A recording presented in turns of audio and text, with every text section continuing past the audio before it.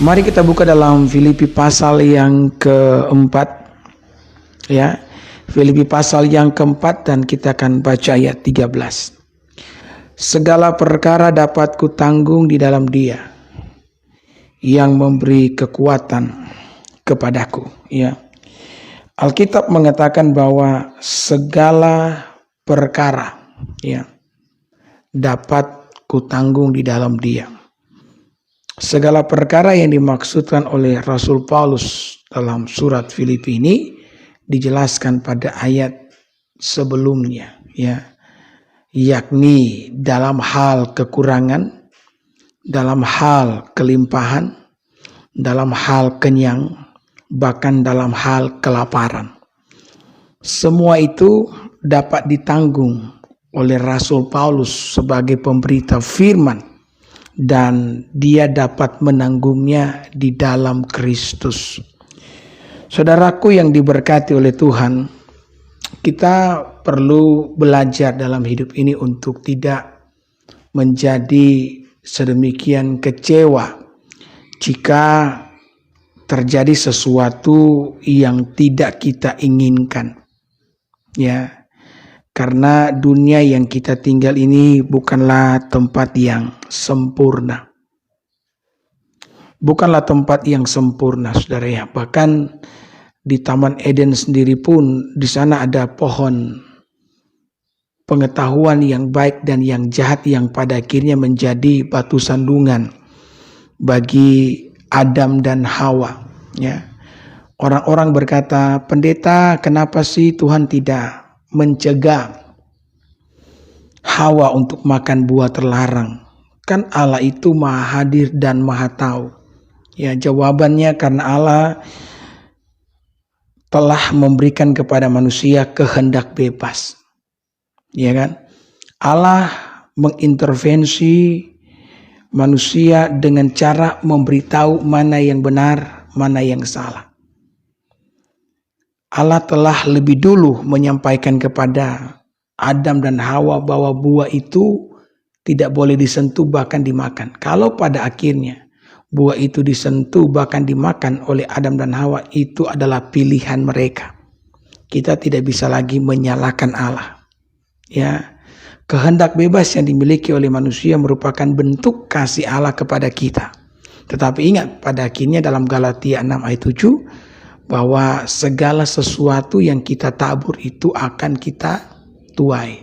Apa yang menjadi pilihan hidupmu akan kita tuai. Jadi pada akhirnya Adam dan Hawa pun jatuh ke dalam dosa. Mereka jatuh ke dalam dosa di Taman Eden loh, tempat yang paling sempurna saya pikir di muka bumi. Mereka gagal di situ. Jadi dengan kegagalan Adam dan Hawa di Taman Eden membuat kita menyadari bahwa dalam dunia ini tidak ada tempat yang sempurna. Tidak ada manusia yang sempurna. Ada amin? Ya. Maka kalau engkau mengalami kekecewaan dalam kehidupanmu, maka hal itu biasa. Ya. Jangan saudara tenggelam di dalamnya. Jangan saudara bersedih terlalu lama. Engkau perlu belajar untuk menguatkan hatimu. Ya, engkau perlu belajar untuk menegarkan hati, jiwamu. Dan engkau perlu mampu untuk menanggungnya di dalam Tuhan. Itulah sebabnya saya selalu mengatakan bahwa Tuhan ini harus menjadi hal yang pertama yang membuat kita merasa cukup. Ya kan? Walaupun mungkin saudara kehilangan banyak dalam hidup ini, kalau engkau masih memiliki Yesus, maka engkau baik-baik saja. Ada amin. Yang walaupun saya tahu bahwa yang berat itu bukan pergumulan kita, bukan kehilangan kita. Tetapi yang berat itu adalah omongan orang mengenai pergumulan kita. Betul enggak? Ya. Rasanya kalau kita memikul sebuah beban yang Tuhan izinkan terjadi, beban itu ringan, ya kan? Yang berat itu kalau orang-orang di sekitar kita mulai membicarakan, ya, semua kemalangan yang kita alami, ya, semua beban yang kita rasakan, ya kan? Itulah sebabnya banyak di antara kita berusaha untuk bebas dari masalah, bukan karena tidak ingin lagi merasakan beban masalah itu, tapi karena kita ingin terbebas dari omongan orang. Ya, betul enggak, saudara? Tetapi inilah yang menjadi penghiburan bagi setiap kita, bahwa ketika kehidupan kita dibicarakan oleh orang lain, ketika semua kehilangan kita dibicarakan oleh orang lain, percayalah bahwa hal itu pun adalah bagian yang perlu kita lewati. Ya, bagian yang perlu kita lewati, saudara-saudara, di dalam kehidupan ini. Tidak bisa tidak. Ya, mungkin hal itu benar-benar telah ada di dalam rencana Tuhan. Tetapi saudara percaya saja bahwa setiap air mata, setiap kesedihan yang terjadi akibat kemalangan, bahkan semua ocehan duniawi, tidak akan ada yang sia-sia. Tuhan dengan rahmat-Nya yang besar, Tuhan dengan kasih sayang-Nya yang melimpah, pasti akan memulihkan kehidupan setiap saudara. Saudara, saya percaya ini pun yang terjadi dengan orang tua daripada Yohanes. Ya, saudara ingat bagaimana ketika Maria datang kepada Elizabeth, ya, kalau saya tidak salah. Bagaimana Elizabeth ini, saudara-saudara, dia telah berada di usia tua dan dia tidak memiliki anak, sementara suaminya merupakan seorang hamba Tuhan. Saya yakin dia banyak sekali mendengarkan setiap ocehan-ocehan dari orang-orang di sekitarnya. Kenapa dia tidak punya anak? Ya kan? Zaman sekarang kan begitu. Ya, kalau orang hamil di luar nikah jarang dibicarakan. Aneh enggak? Tapi kalau orang menikah dan belum punya anak, jadi buah bibir orang-orang sekitar. Makanya kenapa beberapa waktu yang lalu saya katakan bahwa sebagai anak Tuhan kita harus memiliki warna yang berbeda. Kita tidak boleh, saudara-saudara, membicarakan kemalangan atau kekurangan orang lain. Karena ketika engkau ada dalam kemalangan, engkau tahu rasanya seperti apa. Tidak enak ketika kita dibicarakan oleh orang lain. Ya, dan kalau saudara tahu bahwa tidak enak, ya, kemalangan kita dibicarakan oleh orang lain, maka jangan sekali-sekali saudara membicarakan kemalangan orang lain. Jangan, saudara, ya, karena setiap orang ada pergumulan. Mungkin hari ini dia, besok-besok bisa saudara lagi, kan? Karena kehidupan ini berputar dan kita tidak pernah tahu apa yang akan kita alami. Di masa depan kita tidak akan pernah tahu apa yang akan terjadi. Ya, maka hari ini hiduplah dengan bijaksana. Ketika engkau hidup, ya, hiduplah dengan berhikmat. Ya, pada hari ini sebisanya, ya, lakukanlah apa yang benar. Salah satu dengan tidak membicarakan kemalangan daripada orang lain. Saya yakin itu menjadi beban tersendiri bagi Elizabeth, ya. Ketika dia harus menanggung semua ocehan-ocehan orang-orang di sekitarnya. Sampai kemudian suaminya Zakaria itu mengalami perjumpaan dengan Tuhan. Ya. Ketika dia melayani saudara-saudara yang diberkati oleh Tuhan, maka dia bertemu dengan Allah. Waktu dia, saudara-saudara, ya, bertemu dengan Allah di dalam pelayanannya, ya, Allah mengirimkan malaikatnya dan memberitahu bahwa istrinya akan mengandung. Haleluya. Diberitahukan kepadanya bahwa istrinya itu akan mengandung. Ya. Maka Bapak Ibu yang diberkati oleh Tuhan, dia pun dibuat bisu selama menantikan, ya, anak yang akan lahir ini. Dan istrinya ini mengandung di usia tua. Puji Tuhan, ya. Sehingga yang terjadi kemudian, saudara-saudara, orang-orang pun mulai membicarakan tentang wanita tua ini yang mengandung. Dan ketika dia melahirkan seorang anak laki-laki namanya Yohanes, yang kemudian menjadi seorang nabi yang mempersiapkan jalan bagi kedatangan daripada Kristus Yesus itu sendiri. Jadi ada janji Tuhan. Ada saat di mana setiap rasa malu kita akan diubahkan oleh Allah. Ya, ada saat di mana yang namanya padang gurun akan diubahkan menjadi taman Tuhan. Itu akan terjadi di dalam kehidupan setiap kita. Yang penting hari ini kita mau terus mengimani, kita mau terus percaya kepada Dia. Ya, sebagai Allah yang tidak akan pernah meninggalkan setiap orang yang menaruh pengharapan kepadanya. Maka saudara-saudara, belajarlah untuk menanggung segala sesuatu di dalam Tuhan yang memberikan kekuatan kepada setiap kita. Rasul Paulus sebagai hamba Tuhan pun, saudara-saudara, kerap kali mengalami banyak hal yang buruk. Ya, bukan berarti karena dia hamba Tuhan yang hebat loh. Hamba Tuhan yang luar biasa. Pelayanannya berdampak sampai sekarang.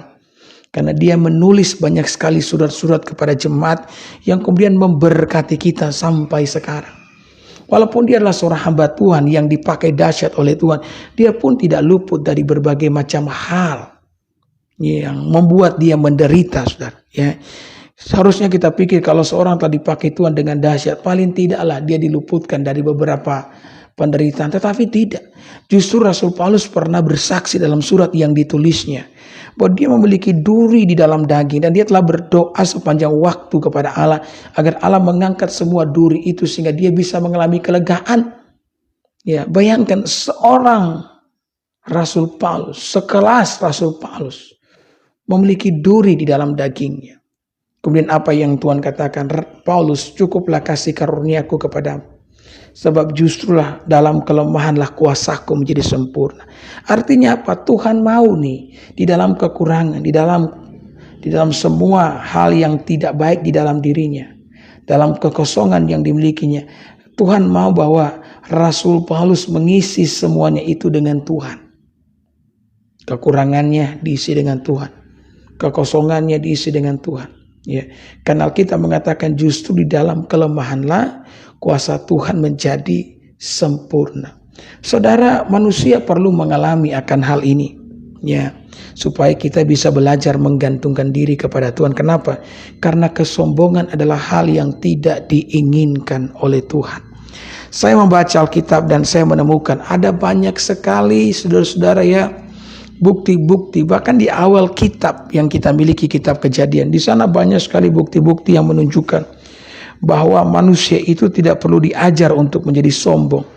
Sepertinya kesombongan adalah bakat alami yang dimiliki oleh setiap manusia yang lahir ke dalam dunia. Betul enggak, ya? Kita itu tidak perlu diajari untuk menjadi sombong. Ini keangkuhan ini, ya, benar-benar ada dalam jiwa kita. Ya. Mulai dari Adam dan Hawa, mereka yang merasa tidak membutuhkan Tuhan. Karena saya pikir, saudara, ya, jadi Adam dan Hawa itu paling enak, ya. Kenapa? Karena apa yang mereka butuhkan tersedia loh. Adam dan Hawa kurang apa di Taman Eden? Kalau kita renungkan, kurang apa Adam dan Hawa di Taman Eden, saudara? Ya, apa yang mereka butuhkan semua ada di sana. Mereka orang paling kaya di muka bumi, saudara. Ya.